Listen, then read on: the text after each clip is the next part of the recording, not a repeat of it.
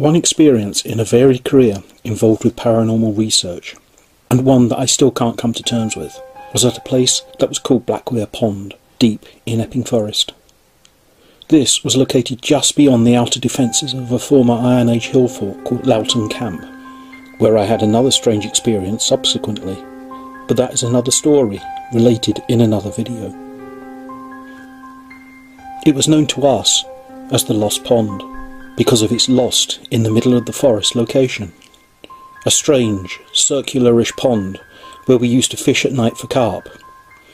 I say strange, for it had a local and well-told reputation at school as the suicide pond, where normal, sane individuals would inexplicably drown themselves. That was the local story, at least, but we were not deterred from fishing there.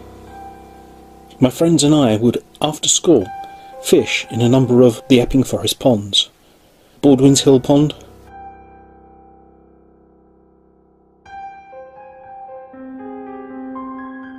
the Bomb Hole, out beside the Epping New Road, the Gravels, which was probably the favourite,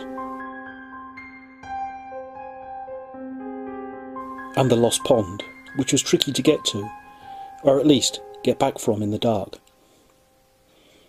Our fishing usually took place in the evening, until just after dark on school days, and of course, all day on weekends. To get to the Lost Pond, we would cross Staples Road and enter Epping Forest. From there we headed to a clearing known as Drumades, and then cut through the forest down to Baldwin's Hill Pond. From there, we had a few known markers, exposed lumps on the ground, or identifiable trees, which guided us up to the Lost Pond. I was with a friend in the mid-1970s on one of these fishing trips, both of us aged about 14, when something strange, indeed terrifying, happened at this particular pond. We had encamped on the gravel bank, which extended from the water at a very gentle slope for perhaps 10 feet, where it met the forest and the leaf litter. This gave an easy cast with few trees to snag the float. We had placed the bank sticks and rod rests in the water, but not the keep nets, as this was considered very bad luck, and arranged the fishing umbrellas behind us to form a windbreak and preserve some warmth as the daylight faded.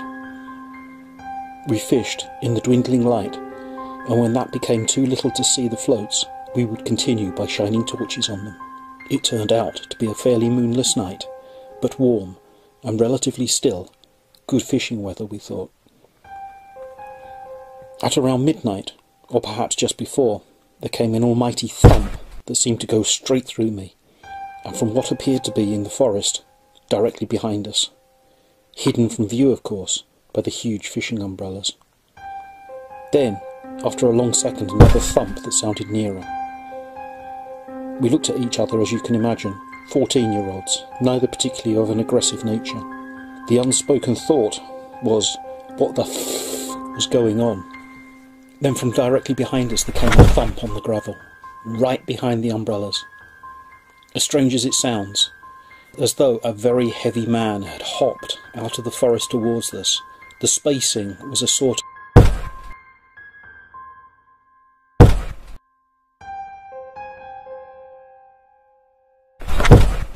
I wouldn't say the ground shook, but it was loud, frighteningly so. After the third thump, there was silence. Looking at each other, there was the hurried, "What was that? Shall we look? Yeah, we'd better." This was Epping Forest, you know. Lots of things went on in Epping Forest, or at least the local stories told us. Then there was always the back of the mind that this was the suicide pond where people unaccountably went and drowned themselves. But a decision was reached, and within a couple of seconds we were going to face whoever it was with weapons at the ready.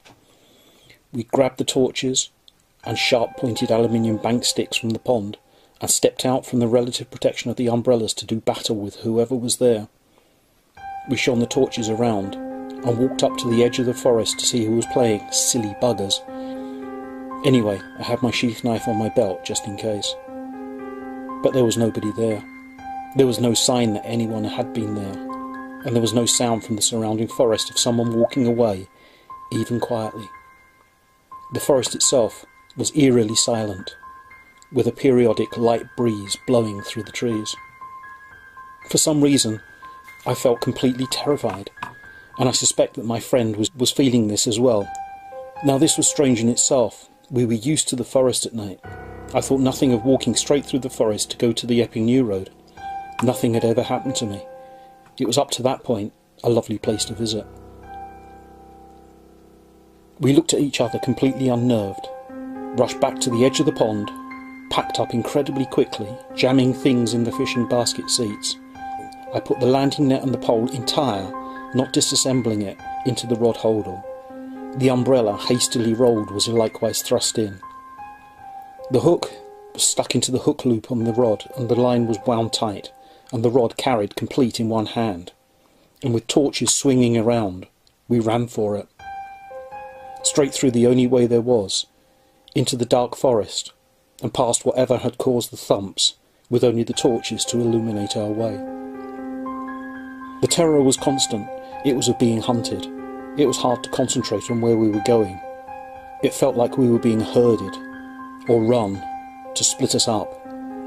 The panic was rising.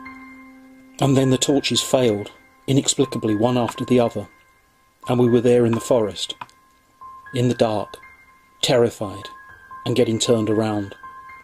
If you've ever been in a forest at night, you'll appreciate what I mean. Add being a terrified 14-year-old where the torch has just gone out, and you can appreciate the panic that I was feeling. We blundered around for what seemed like an hour, totally lost, and then squelch, we had come to the top of Baldwin's Hill Pond, which was a bog. The relief at knowing that all we had to do was follow the edge of the pond to get back to the points that we knew was palpable. But also, that sense of being chased, hunted, of terror, had gone. The forest was silent, but felt normal. We walked around the edge of the pond, then retraced our familiar steps to home. At first, I told a few people about this encounter, but was mocked.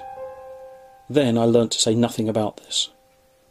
My friend and I never spoke about the events at the pond, and indeed rapidly lost touch. And yet the memory of that night in Epping Forest has stayed with me for over 40 years. I am uncomfortable in woodland to this day. I will not go at night, and I will add that I never fished at the Lost Pond again.